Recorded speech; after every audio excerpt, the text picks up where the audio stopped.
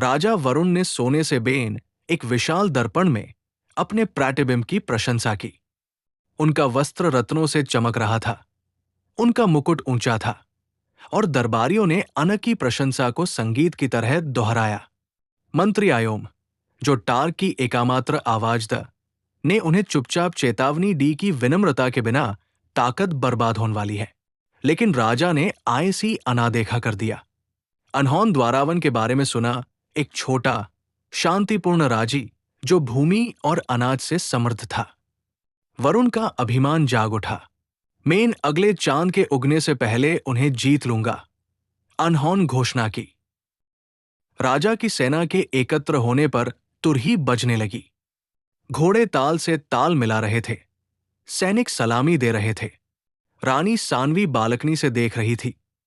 उसका चेहरा समझ में नहीं आ रहा था। उस शाम वो अयोम से मिली और अपनी बेचैनी व्यक्त की।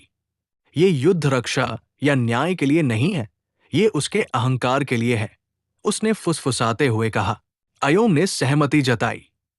और अभिमान हमेशा अपने विनाश पर पलता है। राजा वरुण की सेना युद्ध की उम्मीद में द्वारवन में घुसी, लेकिन वहां केवल सन्नाटा था।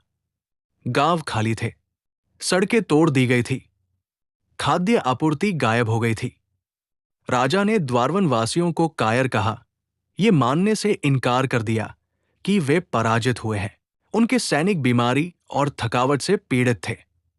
पीछे हटने की फुसफुसाहट शुरू हो गई।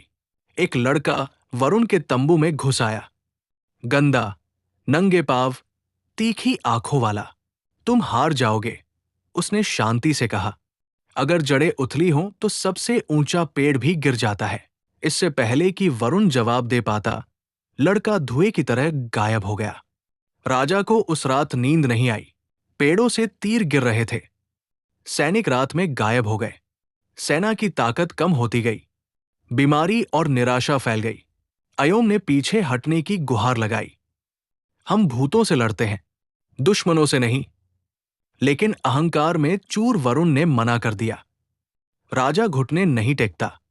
भोर होते ही कोहरा छंट गया और राजा को चारों ओर से घेर लिया गया। बौने सैनिक शांति से खड़े थे।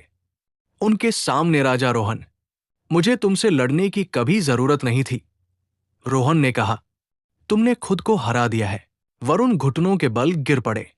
रोहन ने वरुण को छोड़ दिया और उसे अकेले घर भेज दिया। न धन न सम्मान, केवल शर्म। जब वो गुजरा तो गांव वालों ने मुंह फेर लिया। जब वो अपने राज्य में